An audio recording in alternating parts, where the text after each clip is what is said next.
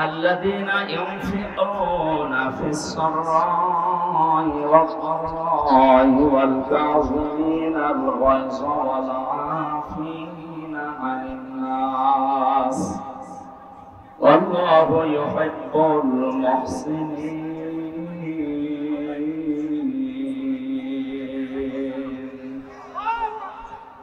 والذين إذا فعلوا فاحشة أو ظلموا أنفسهم ذكروا الله فاستغفروا لذنوبهم ومن يغفر الذنوب إلا الله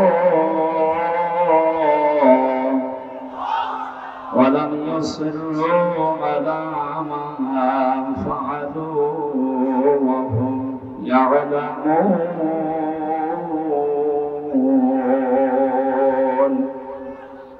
صدقت يا ربنا.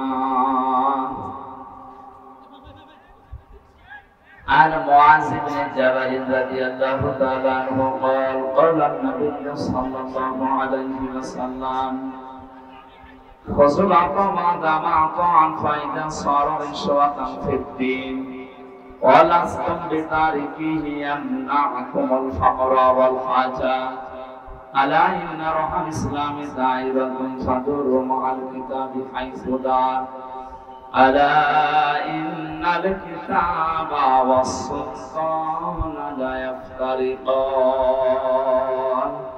فلا تفارق الكتاب إلى آخر الحديث رواه ابن ماجه وما زادهم إلا إيمانا وتسليما اللهم صل على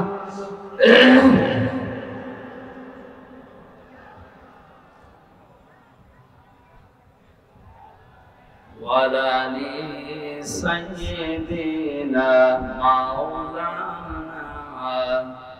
আলহামদুলিল্লাহ। বাংলাদেশের ঐতিহ্যবাহী জেলা নাটোর বাগাতিপাড়া থানার অন্তর্গত রহিমানপুর বাজার জামনগর নূরানী হাফেজিয়া মাদ্রাসার উদ্যোগে অষ্টম বাৎসরিক তাফসীর কোরআন তাফসীর মাহফিলের স্বনামধন্য সভাপতি জনাব আখতারুজ্জামান তোলা, মাহফিলের প্রধান অতিথি বাংলাদেশ জামাত ইসলামী নাটোর জেলার সম্মানিত জেলা আমির অধ্যাপক ডক্টর মীর মোহাম্মদ নুরুল ইসলাম, বিশেষ অতিথিবৃন্দ, এতক্ষণ যারা আলোচনা রেখেছেন মাওলানা হোসাইন আহমেদ মাহফুজ চুয়াডাঙ্গা, হাফেজ মাওলানা মিজানুর রহমান, মাওলানা আতিয়ার রহমান, যত মানুষের নাম দিয়েছেন এমনি সময় কম, এত মানুষের নাম বলে দোয়া করতে গেলে আসলে আসামি একবারে দোয়া করে দিচ্ছি ওয়ারাফানা লাকা যিকরাক।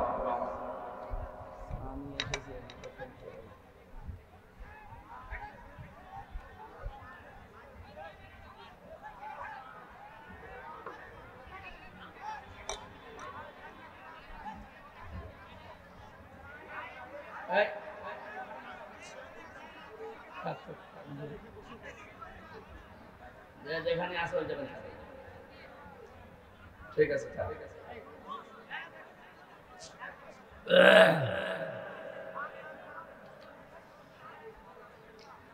মঞ্চে বসা ওলামা ইকরাম, সামনে বসা মুসলমান ভাইরা, পর্দার আড়ালের সম্মানিত মা এবং বোনেরা, প্রশাসনের ভাইরা, প্রাণ প্রিয় নাটোরবাসী, এটা রেকর্ড হচ্ছে, ভিডিও হচ্ছে, সারা দুনিয়াতে লাইভ চলছে।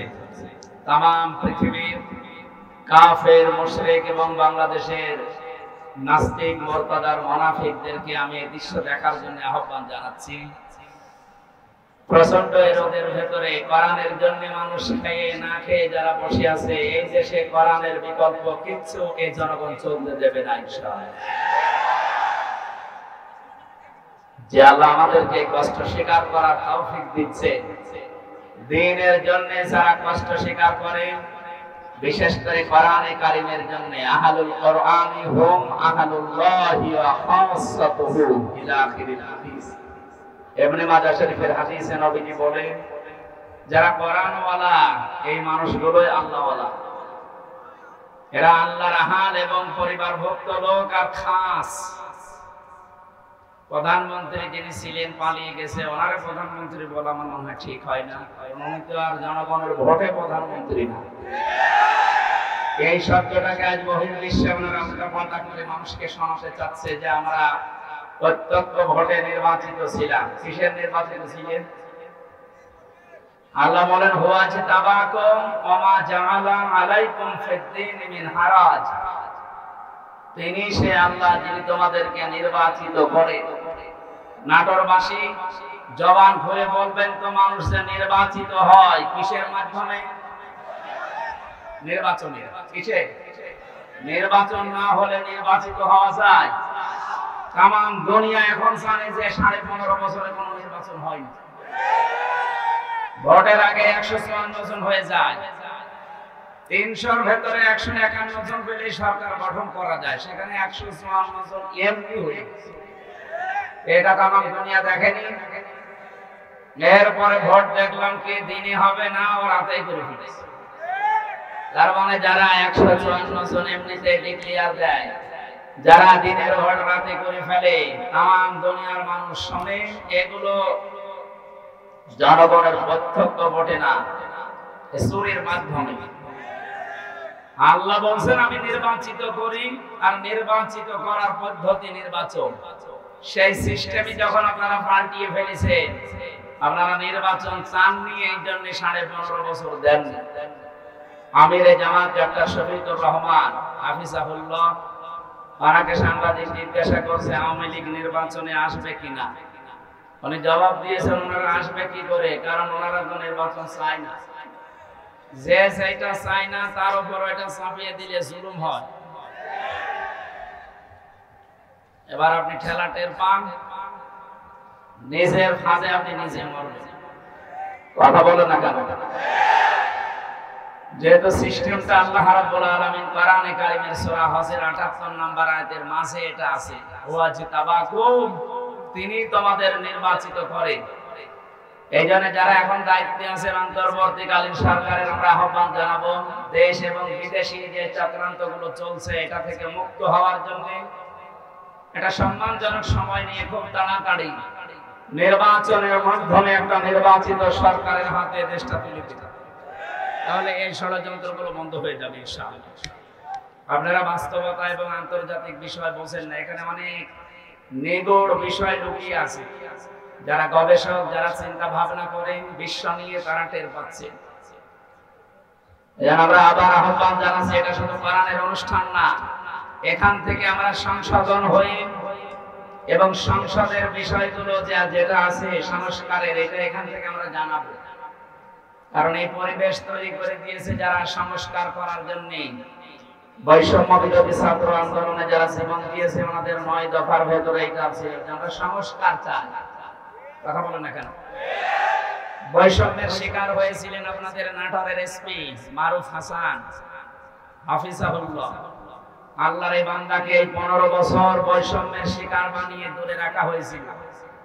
আল্লাহ রাব্বুল আলামিন এই আন্দোলনের মাধ্যমে জনগণের হাতে দেশটা তুলে দিয়ে এইরকম মানুষদেরকে আজ জনগণের খাদেম বানাচ্ছে।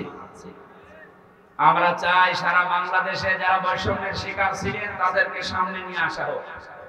সংস্কার যখন আরম্ভ হয়ে গেছে, আমরা সংস্কার চাই। কথা বলেন না কেন? বিশেষ করে 1628টা চেয়ার যিনি পালিয়েছে, ওখান থেকে শুরু করে আপনাদের বাগাতিপাড়া থানার ওসি পর্যন্ত 5 তারিখের আগ পর্যন্ত যারা ছিল, আমরা চাই এই 1628টা চেয়ারে যেন ওরা আর না থাকে। এটা শুধু আমার না, আপনি সমন্বয়ক যারা 152 জন জিজ্ঞাসা করেন, প্রত্যেকের দাবি এইটা। 1780 জন মানুষ জীবন দিয়ে গেল।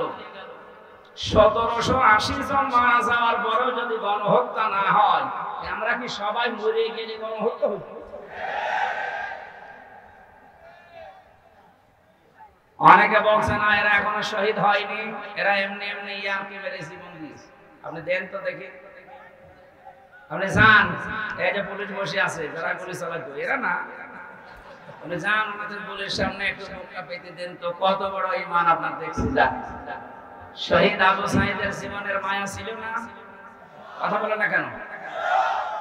জীবনের মায়া ছিল, কিন্তু যখন দেখেছে যে মুক্তভাবে চলতে পারি না, কথা বলতে পারি না, এই জীবন রেখে করবো কি? এই মানবতার পক্ষে থেকে শেষ পর্যন্ত জীবনটা দিয়ে আমাদেরকে একটা স্বাধীন দেশ দিয়ে গেল। একেও যদি আপনার শহীদ মনে না হয়, তা কি আবার কবর থেকে উঠে আসি বলবে যে দেখো আমি শহীদ হচ্ছি? এগুলো আরেকটা ক্যান্সার। আমার কথা সাফ, কি হবে আগে পরে ওগুলো আমি ভাবি না, বাস্তবতার সামনে যেটা আসে ওইটাই বলছি। আমরা সত্যি চাচ্ছি এদেশে 1628টা চেয়ারে সব যেন হাত খোলা থাকে আবু সাঈদের মতো। এতদিন হাত বাঁধা ছিল, এই জন্য ওনাদের ইচ্ছা থাকলেও করতে পারে না। আজকে এরা কোরআনের তাফসীর মাহফিল অনুষ্ঠান সুন্দরভাবে করার জন্য আমার হাফ কিলোমিটার থেকে নিয়ে আসছে, অথচ 5 তারিখের আগে এই অনুষ্ঠানটায় হাফ কিলোমিটার না, এখান থেকে কুষ্টিয়া 45 কিলো বাধা দিল। দোষ ওনাদের উপরে যারা ছিল এই জালেমদের। প্রশাসনকে সারা বাংলাদেশের আরেক দিকে লাগিয়েছে এরা। মানুষ দেখলে এখন ঘৃণা করে, অথচ পুলিশের এই পোশাকটা সম্মানের পোশাক না। আমি যতটুকু দেখেছি ওনাদের কাজ কারবার, যে অ্যাক্টিভিটিস রাত দিন সত্যি যদি হাত খোলা অবস্থায় কাজ করতে পারে, এগুলো একেবারে জিন্দা আল্লাহর ওলি। খালি চাপে পড়ে করতে পারে না, এই জন্য মানুষ ঘৃণা করে। ওনাদের যে ডিউটির কোনো শেষ নেই। বাংলাদেশের প্রত্যেকটা দিক এবং বিভাগে ডিউটি আছে, 8 ঘন্টা আপনি ওভারটাইম করতে পারেন, ওদের কোনো ওভারটাইম নেই। 24 ঘন্টা টয়লেটে আছে, যদি কল আসে ও অর্ধেক থুয়ে দৌড় দেওয়া। আমার দোলা ভাইও আছে, খুব পরিশ্রম করা লাগে এই চাকরিতে। বাংলাদেশে একটাই চাকরি পুলিশে, অথচ এই বাহিনীকে এই চাকরির বিপক্ষে দাঁড় করিয়েছে জালেম। সবাই না, উপরে কয়েকজন ছিল এই জালেমদের দোষর, ওদের কারণে আর সারা বাংলাদেশের সব পুলিশের ভবিষ্যৎ। আমরা চাই ওই মানুষগুলোকে, বিশেষ করে হাওয়ানকে এই 3 ইঞ্চিতে ধরা দরকার, ধরে ওরে পিটিয়ে 6 ইঞ্চি বানানো যাবে। এরকম কোলাঙ্গার যেগুলো ছিল, এদের কারণে এদেশের মানুষ সিদ্ধ হয়েছে। এখন আসেন তো সামনে, এসে মাইক কাড়ি নিন, আসেন। মায়ের দুধ খেয়েছে আপনাদের। আমরা চাই এদেশে 96% মুসলমান আমরা বাস করি। কোরআনের কথা না, হাদিসের কথা না, মানবতার পক্ষে যার যতটুকু সামর্থ্য আছে কথা বলবে, বাধা দিয়ে ঠ্যাং ভেঙে ফেলবে। কয়েকদিন আগে বাংলাদেশের গোয়েন্দা বিভাগের সর্বোচ্চ যিনি দায়িত্বে কল দিয়েছিল, বলছে হুজুর কোরআনের কথা যে ফোর্সে আল্লাহ জানিয়েছে ওই ফোর্সে বলবেন। 56,000 বর্গ মাইলের কোন ইঞ্চি থেকে যদি কেউ বাধা দেয় একটু জানাবেন, ওরা একেবারে 14 বংশ উদ্ধার করে দেবে। বললাম স্যার আপনি এতদিন ছিলেন কোথায়? বলছে হুজুর আমি নতুন দায়িত্ব নিয়েছি। এই জন্য আশা করছি উনি যেটা বলছিলেন যে আমি মুসলমান হিসাবে আমার যে দায়িত্ব আল্লাহ রাসূল দিয়েছেন, আমার ঈমান আছে, আমি ঈমানকে সামনে নিয়ে পালন করব। আর আমরা এইটাই চাই। কথা বলেন না কেন? ক্ষমতায় কে যাবে না যাবে ওটা আমার দেখার দরকার নেই। আমার দেখার দরকার যে এই দেশে আল্লাহর বিধান কে বেশি পালন করতে পারে। আমরা এই অনুষ্ঠানগুলো আমরা ওই নিয়তেই করি। আজকে স্পেশাল কল দিয়ে বলছিলেন এই জেলায় নাকি সবচেয়ে বেশি আত্মহত্যার প্রবণতা বাড়তেছে। এই এলাকায় আছে কিনা জানি না। আত্মহত্যা এই শব্দটা শুনলে কেমন শরীর শিউরে ওঠে। কোরআনে 500 কবিরা গুনার কথা আছে, এটা একটা। কেউ যদি আত্মহত্যা করে, ওয়ালা তাকতুলু আনফুসাকুম, আল্লাহ বলেন আত্মহত্যা করো না। কে বলছে? সুতরাং আপনারা মুসলমান, আল্লাহর এই আদেশ মেনে চলবেন। যত কষ্ট হোক জীবন চালাতে, যার যত বেশি কষ্ট হবে আখিরাতে তার জন্য আল্লাহ তত বড় বাগান তৈরি করবে। যে লোকটা 20 তলা বিল্ডিং এর মালিক, প্রতি মাসে 5 লাখ টাকা ভাড়া তোলে, আরামে খায় আর আল্লাহ করে, ওর চাইতে যে লোকটা ভ্যান চালাচ্ছে, মাথার ঘাম পায়ে ফেলে জীবন চালাচ্ছে, এর টাকা ওর চাইতে 100 ভাগ আলাদা। জান্নাত যখন আল্লাহ দেবে, এই 20 তলা বিল্ডিং এর মালিকের চাইতে ভ্যান চালককে আল্লাহ আগে দেবে। আপনারা রাজশাহী বিভাগ, রাজশাহী বিভাগের মানুষ তো আর টাকা পয়সা আছে, আপনাদের গরিব মানুষ হচ্ছে রংপুরে। এই বিভাগের মানুষেরা গরিব তো। আমার মনে হয় নবীর ওই হাদিস, ধনীদের চাইতে গরিবদেরকে আল্লাহ 500 বছর আগে জান্নাতে দেবে। সেই হিসাবে শহীদ আবু সাইদের বিভাগ রংপুরের মানুষগুলো আগে জান্নাতে যাবে তুলনামূলক। এরপরে রাজশাহী আছে, এরপরে আপনারা, এরপরে আমরা খুলনা বিভাগে, এরপরে আমরা, এরপরে তো সিলেট আছে, চট্টগ্রাম আছে, সর্বশেষ যাবে ঢাকা। কারণ সব কমির গুলো ওখানে। গরিব মানুষ বলে আপনারা মন খারাপ করবেন না, যে সেখানে সেই দায়িত্বে আছেন, জীবনের এটা টার্গেট নিয়ে মারা তো যাবেন, হয় 2 দিন আগে না 2 দিন পরে। এই টার্গেট যেন আপনার থাকে যে আল্লাহ আমি চর্ম চোখে যেন দেখি যে তোমার কোরআন এই দেশে চলছে। যদি কায়েম নাও হয় তাও কিয়ামতে আপনি শহীদের কাতারে দাঁড় হয়ে থাকতে পারবেন। সুবহানাল্লাহ বলতে পারেন না? যারা আত্মহত্যা করছেন এই প্রবণতা বন্ধ করা দরকার। এটার জন্য কিছু অনুষ্ঠান আছে, ওইগুলো আমি কিছুক্ষণ পরে এসপি সাহেবের কাছে যাব। উনি আমাকে দাওয়াত দিয়েছেন, আমি যাব, কিছু পরামর্শ আছে করব। এই বিষয়গুলো সামনে আনতে পারলে এই প্রবণতা কমে যাবে ইনশাআল্লাহ। মানুষ যখন জীবনের উপরে হতাশ হয়ে যায়, যখন জীবনের উপরে আশা হারিয়ে ফেলে, তখন এই পথ বেছে নেয়। ওই সমস্ত কাজগুলো যেন সামনে না আসে। প্রায় 8টা-9টা পদ্ধতি আছে কোরআনে, আমি এইগুলো সে অ্যাপ্লাই করে দেখি। ওইগুলো এই দেশে বিশেষ করে নাটক জেলায় যেহেতু এটা বেশি, এটা চালু করা যায় কিনা। 2 নম্বরে শুনলাম নাকি এই জেলায় সুদ একটু বেশি, টাকা ছেড়ে রাখে, টাকা আসে। এটা মায়ের সাথে জেনা করার গুনাহ হয়।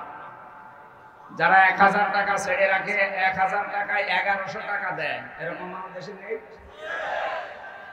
এই সুদের সাথে জড়িত আছেন কারা? হাত তোলেন তো ভাই। অসুবিধা নেই, ক্যামেরা সব আমার দিকে। আমার মনে হয় এসপি সাহেব এই তথ্যটা অনেক ভুল দিয়েছে। এই এলাকায় এখনো এগুলো আসেনি, আলহামদুলিল্লাহ। এগুলোর সাথে জড়িত হওয়া যাবে না। না খেয়ে আপনি মারা যান, জান্নাত পাবেন। সুদ খেয়ে মারা গেলে মায়ের সাথে জেনা করার গোনা নিয়ে কিয়ামতে ওঠা লাগবে। আপনার কপালে লেখা থাকবে যে এই লোকটা মায়ের সাথে জেনা করেছে। বলেন তো নাউজুবিল্লাহ। ন্যূনতম সরিষার দানা পরিমাণ ঈমান যার আছে, সে কি এই কাজে লিপ্ত হতে পারে? আশা করছি আপনারা যদি কেউ থাকেন ছেড়ে দেবেন। আমরা যেটা শোনাচ্ছিলাম, দল মত নির্বিশেষে কোরআনের অনুষ্ঠানে যারা আমরা এসেছি, আবার বলেন আলহামদুলিল্লাহ। দরুদ আর সালাম পাঠ করে আমরা আলোচনায় যাচ্ছি। আজকের বিষয় জান্নাত প্রস্তুত কাদের জন্য? জান্নাত এটা প্রস্তুত করা আছে, কিন্তু কাদের জন্য আল্লাহ এটা প্রস্তুত করে রাখলেন সেটা কোরআন দিয়ে আজকে সম্ভব। তাফসীর মাহফিল লিখে দিয়েছেন সূরা আলে ইমরান 134-35 দুইটা আয়াত পড়েছি। আমার যতটুকু জ্ঞান আছে সামারাইজ করে নিয়ে এসে অন্তত যতক্ষণ সময় চালানো যায়।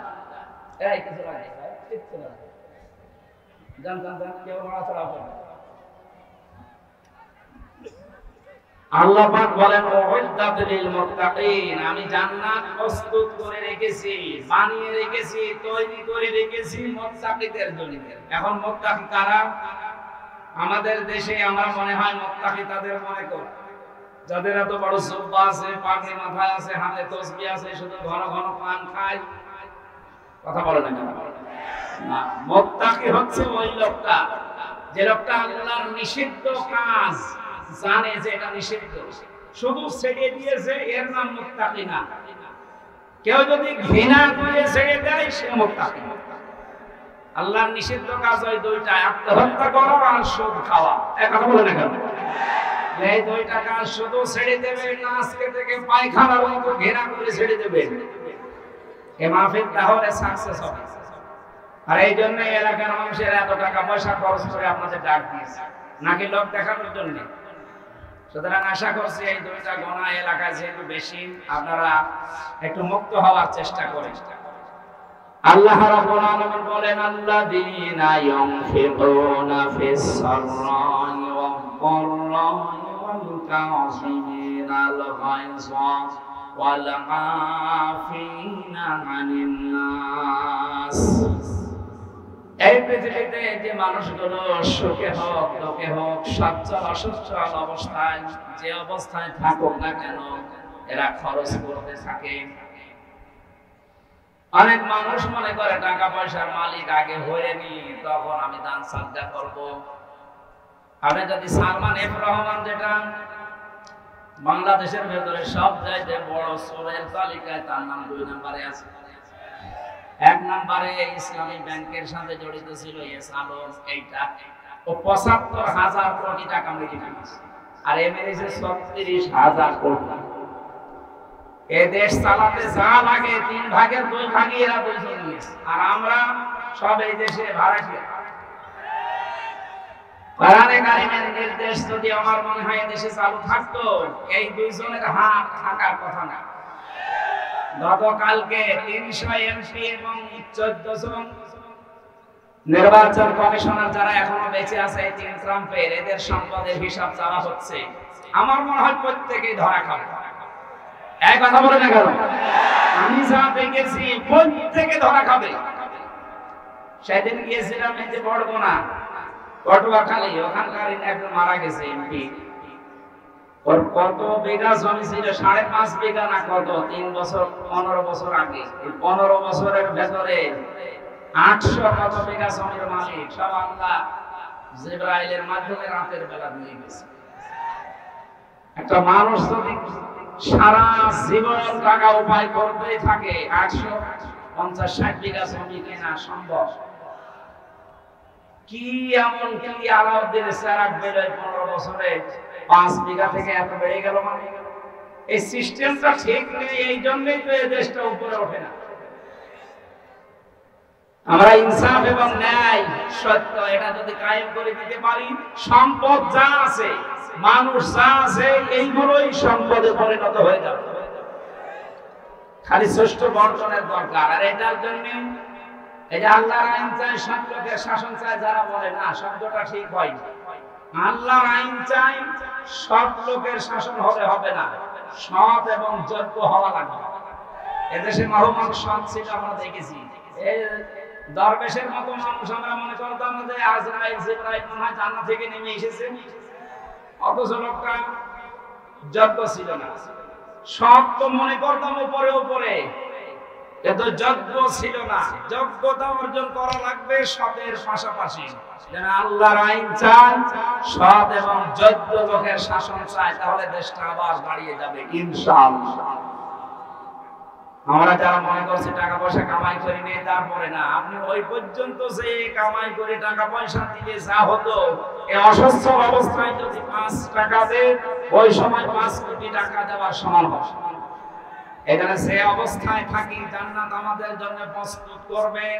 1 নম্বরে গুণ অর্জন করা লাগবে, যেখানে যে অবস্থায় আছে, সচ্ছল অসচ্ছল, যতটুকু সামর্থ্য আছে খরচ করা, দিনের জন্য, মানবতার জন্য, গরিব দুঃখীর জন্য। এখানে একটা মাসলা বের হয়, যারা খরচ করে টাকা পয়সা, অর্থ সম্পদ, এগুলো খরচ করার ক্ষেত্রে হিসাব করা লাগবে যে আমি এগুলো করছি কি এখান থেকে বরিশালে যে, কুমিল্লায় যে, চট্টগ্রাম যে, না আমার বাড়ির আশপাশে। এখানে দান করা, সাদকা করার নিয়ম হচ্ছে নিজের নিকট আত্মীয় থেকে শুরু করা। নিজের ভাইয়ের ছেলে লেখাপড়া করছে, বই কিনতে পারে না, ফর্ম ফিল আপ করার টাকা নেই, ও বরিশালে যে পীরের দরবারে একটা গরু দিয়ে আসছে। কিয়ামত পর্যন্ত আপনার ওই গরু কবুল হবে না, আগে আপনার ভাইয়ের ছেলেকে দেখেন। এই কথা বলে দেখেন। এই যে রক্তের সম্পর্ক যেটা, এটা যারা দূরে দূরে দেয়, দূরে ঠেলে দেয়, খোঁজ রাখে না, তাদের মনের ভেতরে হাজারো ভয় আল্লাহ নিজে তৈরি করে দেয়। নবীজি এসে বলেছিলেন যে প্রথমে সাম্মিলুনি, আমাকে ঢেকে দাও, আমি ভয় পেয়েছি। হযরতে খাদিজা তার স্ত্রী বলেছিলেন, ইন্নাকা লা তাসিলুর রাহমা, রিহমা বা রাহিমা, হে নবী, হে আমার স্বামী, আপনি ভয় পাবেন না, কারণ আপনি রক্তের সম্পর্ক ঠিক রাখেন। এই হাদিস থেকে প্রমাণ হয়, যারা রক্তের সম্পর্ক দুনিয়ায় অটুট রাখবে, ঠিক রাখবে, তাদের মনের ভেতর থেকে আল্লাহ ভয় দূর করে দেবে।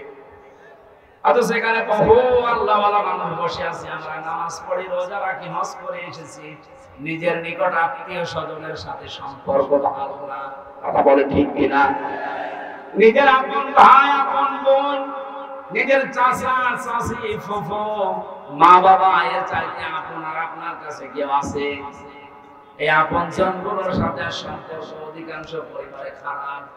আমি যতগুলো কারণ পেয়েছি তার এক নাম্বার কারণ হচ্ছে অধিকাংশ নারীর পুত্রবধূ বউদের কারণে স্বামী তার রক্তের সম্পর্ক নষ্ট করে ফেলে। এটাকে বেশি বললাম, এক কথা বলে না কেন? আমরা জামাই, আমি সহ যত জামাই এখানে বসে আছে, এতে কোরআন শরীফ আমার সামনে, আল্লাহর কসম, আমরা জামাইরা যেভাবে শ্বশুর শাশুড়িকে মনে করি, যেভাবে শ্রদ্ধা করি, সম্মান করি, তাদেরকে দেখি, ওই নজরে যদি আমার বউগুলো আমাদের মা বাবা, আমার বোন ভাইকে দেখতো, এই দেশে কোনো পুরুষ আলাদা হতো না। আপনি শ্বশুর শাশুড়ির জন্য হাজারও করেন, অসুবিধা নেই, বউ খুব খুশি। একটু যদি নিজের মা বাবা, আপন বোন, আপন ভাইয়ের জন্য সামর্থ্য অনুযায়ী খরচ করতে চান, তখন দেখবেন আল্লাহ এই মানুষ মনে করছে বড় হওয়া যায় না। আপনার মন এত ছোট কেন?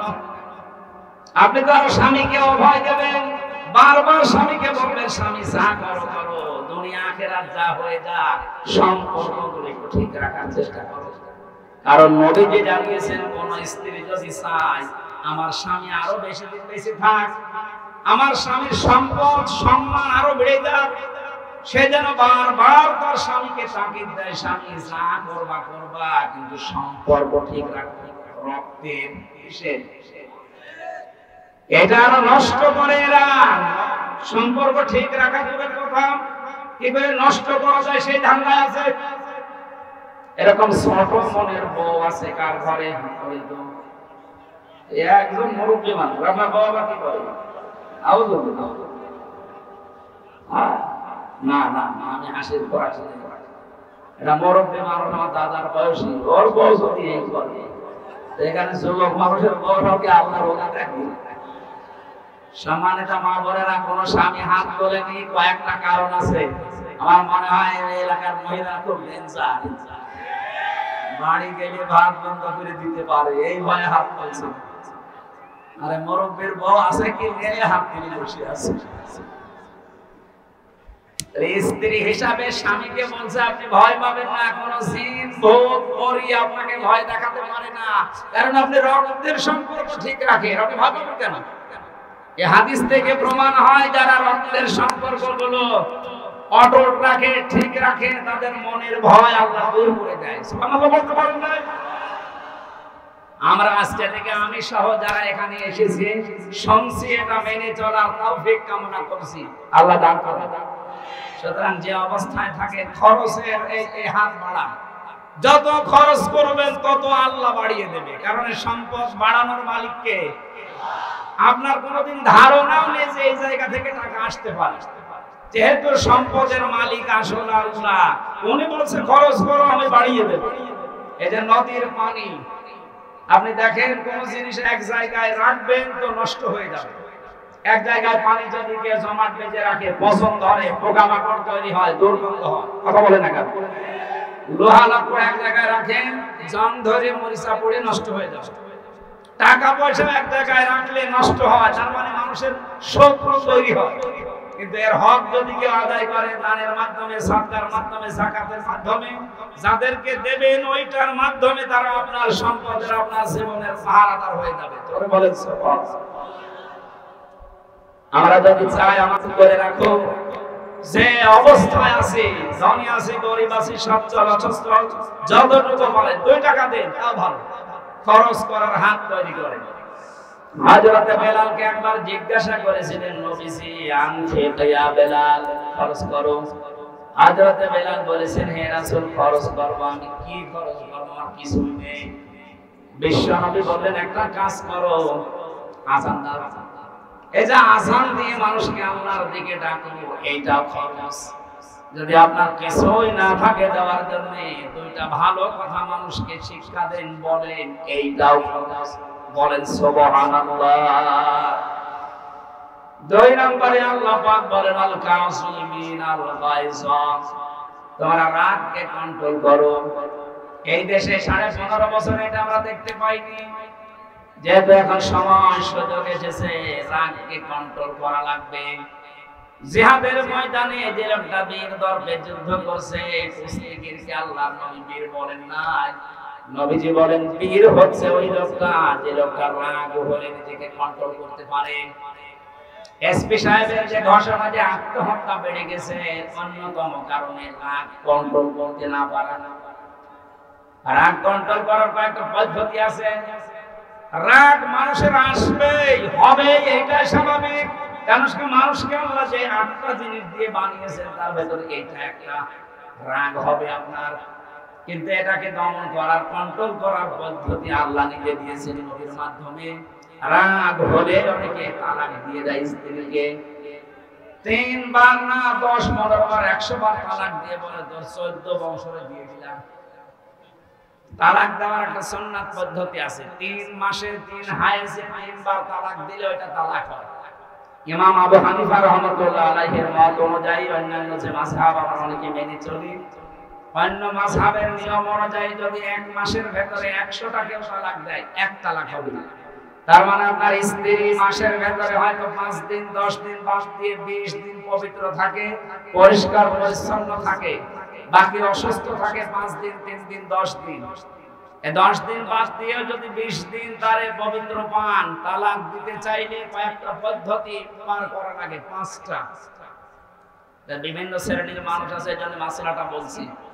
স্ত্রীর ভেতরে যদি আল্লাহ বিরোধী কোনো কাজ কারবার দেখেন, হ্যাঁ ফরজ নামাজ পড়ে না, ফরজ রোজা রাখে না, স্বামীর জায়েজ কথা মানতে চায় না, এমনকি নিজের শরীরকে যে পর্দায় রাখা দরকার এটা রাখতে চায় না, তাহলে প্রথম তারে 1 নম্বরে ওয়াজের মাধ্যমে পরিবর্তনের চেষ্টা করে। তাদেরকে ওয়াজ করো, এর মাধ্যমে যদি ওর পরিবর্তন না আসে তাহলে ওর বিছানা আলাদা করে দেওয়া। এতেও যদি ওর বিবেক না খোলে তাহলে মৃদু আঘাত করা মানে শাসনের জন্য, তাহলে এমন মার দেওয়া যাবে না যে দাঁত মুখ খুলে দিচ্ছে। জেলখানায় 3টা বছরে আমার মনে হয় 100 জনের 60 জনকে আমি দেখেছি পারিবারিক জীবনের মামলা নিয়ে জেল খাটতেছে। কিচ্ছু না, সেরকম কোনো বড় বিষয় না। এই পারিবারিক জীবনে ছোট্ট একটা বিষয় নিয়ে হয়তো স্ত্রীকে সংশোধনের জন্য একটা চড় দিয়েছে, ও ছাতা গেছে। এখন যিনি জল্লাদের দায়িত্বে আছে কেন্দ্রীয় কারাগারে, ইলিয়াস, আগে ছিল শাহজাহান জল্লাদ, এখন ইলিয়াসের দায়িত্বে এসেছে। এই লোকটার মামলা আমার মাঝে মাঝে আসতো আমার কাছে, ফাঁসির এই কন্টেন্ট ছেলে বলছে, হামজা ভাই আমি 17 বছর ছিলাম সৌদি আরবে, এসে বিয়ে করলাম, বিয়ের পরে দেখি আমার মার সাথে বর কোনো মিল নেই, কিছু করলেই বর মন পাওয়া যায় না, খালি রাগ করে, ঝগড়া করে। মনে করলাম একটু সংশোধন করি, সংশোধনের নিয়তে ভয় দেখানোর জন্য একটা থাপ্পড় দিয়েছি। থাপ্পড়টা একটু জোরে হয়েছিল, ও ছাপা গেছে বই। ওর বাবা আর মা মিলে আমারে মামলা দিয়েছে, এই যে আমি জেল খাটছি। আমার প্রথমে ফাঁসি ছিল, এখন আমার যাবজ্জীবন। 30 বছর জেল খেটে বের হওয়া লাগে। বলেন আপনি 17 বছর বিদেশে কাটিয়েছে, 30 বছর জেলের ভেতরে, আরো 25 বছরে হয়তো বিয়ে করেছে, সব মিলে কত বছর ওর জীবন থেকে শেষ। আর কি করবে? অথচ বিষয়টা খুব বড় না, মাত্র সংশোধনের জন্য একটা থাপ্পড় দিয়েছিল বউকে। এই জন্য পারিবারিক জীবনে খুব হিসাব করে তালাকের এই বিষয় এবং এই গন্ডগোলের পদ্ধতি মেটানোর কিছু সিস্টেম জানা লাগবে, নয়তো পারিবারিক জীবন কন্ট্রোল করা এই জামানায় সম্ভব নয়। সব এখন হাতের মুঠায় পাওয়া যাচ্ছে। স্ত্রীকে শাসন করার ক্ষেত্রে খুব সম্মান দিয়ে শ্বশুর শাশুড়ির সামনে আর সন্তানদের সামনে গালিগালাজ দূরের কথা, চোখ গরমও দেওয়া যাবে না। যদি কিছু করতে চান তাহলে গোপনে যখন একান্তে থাকেন হাত চেপে ধরেন, পা চেপে ধরার দরকার নেই, বা বিভিন্ন জায়গা ছাড়া আছে চেপে ধরে ধরে বলবেন যে দেখো এই কাজ করা ঠিক না। ও যদি জ্ঞানী মহিলা হয়, যদি বিবেক থাকে, ও পাল্টাবে। আর ও যদি নাম তো নেওয়া যাচ্ছে না, পরিমণির মতো হয়, স্বামীর অভাব নেই, ও বয়স যা স্বামী তার চাইতে বেশি, এরকম বিবেকহীন হলে তো পারা যাবে না। যাদের অন্তত হালকা বিবেক আছে দেখবেন তারা পরিবর্তন হয়ে যাবে। সম্মানিত মা বোন যারা এসেছে, আমি আশা করছি আপনারা ওইরকম উত্তরসূরি না, আপনারা উত্তরসূরি খাদিজাতুল কুবরা। আমি যে কথাটা বলার জন্য পর্যন্ত এসেছিলাম, কেউ যদি স্ত্রীকে তালাক দিতেই হয়, 4 নম্বরে তাকে সংশোধনের জন্য মায়ের দেওয়া জায়েজ আছে, কিন্তু লাঠি হওয়া লাগবে 1 বিঘত পরিমাণ। এটা আবার মারা লাগবে মাথা থেকে পা পর্যন্ত, মুখে, বুকে, পিঠে আর এই মাথায়, 4 জায়গায় মারা জায়েজ নেই। কেউ যদি জোরে মারার কারণে কারো স্ত্রীর শরীরে কোনো জায়গায় দাগ পড়ে যায়, নুনসা পড়ে যায়, 100 উট কোরবানি দেওয়া লাগবে। জীবনে চোখে দেখেছি গৌ মারা, যারা গৌ যারা মারে এরা ইতর মানুষ। থানাতে যে দেখেন কত মানুষ এই পারিবারিক জীবন নিয়ে ঝামেলায় প্রতিদিন নোট করে ওদের হাত ব্যথা হয়েছে। আশা করছি এই থানায় এগুলো যেন সামনে না হয়, আল্লাহ আপনাদেরকে বাঁচার তৌফিক দিন। 5 নম্বরে হচ্ছে একেবারেই যদি না হয় তাহলে 2 পক্ষের গার্জিয়ান ডাক দেবেন, মিলমিশ করার চিন্তা করেন। এরপরে না হলে 1 মাসে 1 তালাক দেবেন ওই 20 দিনের ভেতরে। এটা একটা মাসলা যে 1 মাস 30 দিনে যদি আপনি 1000 বার তালাক বলেন 1 তালাক হবে। অন্যান্য যে 3টা মাযহাব আছে ওইটা, আমাদের আবু হানিফা রাহমাতুল্লাহ আলাইহির মাযহাব অনুযায়ী 1 জায়গায় যদি 3 বার বলেন যা আপনার বউ শেষ। না, এটাকে আবার হালাল করতে হলে এই যে হেলা বলে, হেলা হলে হবে না। কিসের হেলা? আপনি একজনের কাছে বিয়ে দেবেন একেবারে স্বেচ্ছায়, সে যদি সংসার করার পরে স্বেচ্ছায় ছেড়ে দেয়, তারপরে 3 মাস 10 দিন পরে বিয়ে করবে। আমার মনে হয় এরকম রুচি কারো আসবে না। এজন্য এই পদ্ধতিতে যারা আছেন খুব সতর্ক থাকবেন। আর এটা হয় রাগের কারণে। কিসের কারণে? এই জন্য আল্লাহ বলেন জান্নাত আমি বানিয়ে রাখলাম তাদের জন্য যারা রাগ সেক দিতে পারে। এটা কত বড় বিষয় দেখেছেন? রাগ সেক দিতে পারলে 1000 বিপদ থেকে বেঁচে থাকা যায়। এজন্য রাগ যাদের হবে প্রথমে দাঁড়ানো থাকলে বসে পড়ো, এরপরও যদি না হয় শুয়ে পড়বে, এরপরেও যদি আপনার কন্ট্রোলে না আসে তাহলে ওযু করা লাগবে। যে সমস্ত জায়গায় পানি দিয়ে ভেজানো দরকার এগুলো দেন, আপনার রক্ত ঠান্ডা হবে। এরপরেও না হলে আউযু বিল্লাহ পড়া বারবার। এরপরে না হলে আর কি করবেন? চোখ বন্ধ করে বসে পড়বেন। আল্লাহ রাব্বুল আলামিন কন্ট্রোলে নিয়ে এসে দেবে। যারা রাগকে কন্ট্রোল করতে পারে আল্লাহ বলেন আমি নিজে তাদের জন্য জান্নাত তৈরি করে রাখি। সুবহানাল্লাহ বলতে পারেন না? 5 ওয়াক্ত নামাজ পড়া, 30টা রোজা রাখলে জান্নাত আমি তৈরি করে রাখি, এমন কথা আল্লাহ দেয়নি। বলেছে যারা রাগ কন্ট্রোল করে তাদের জন্য আমার জান্নাত প্রস্তুত করে রাখি। বলেন আল্লাহু আকবার। আলাফিনা আনিন নাস, যারা মানুষকে ক্ষমা করে দেয়। এটা যে মহৎ গুণ নবীজির জীবনে আমরা পেয়েছি। বিশ্ব নবী মুহাম্মদ রাসূলুল্লাহকে যারা নিজের দেশে থাকতে দেয়নি, এই কঠিন অবস্থায় নবীজি ক্ষমতা পাওয়ার পরে তাদেরকে ক্ষমা করে দিয়েছিল। এর দৃষ্টান্ত আজ অনেকে দেখাতে পারে না, অনেকে দেখানোর চেষ্টায় আছে।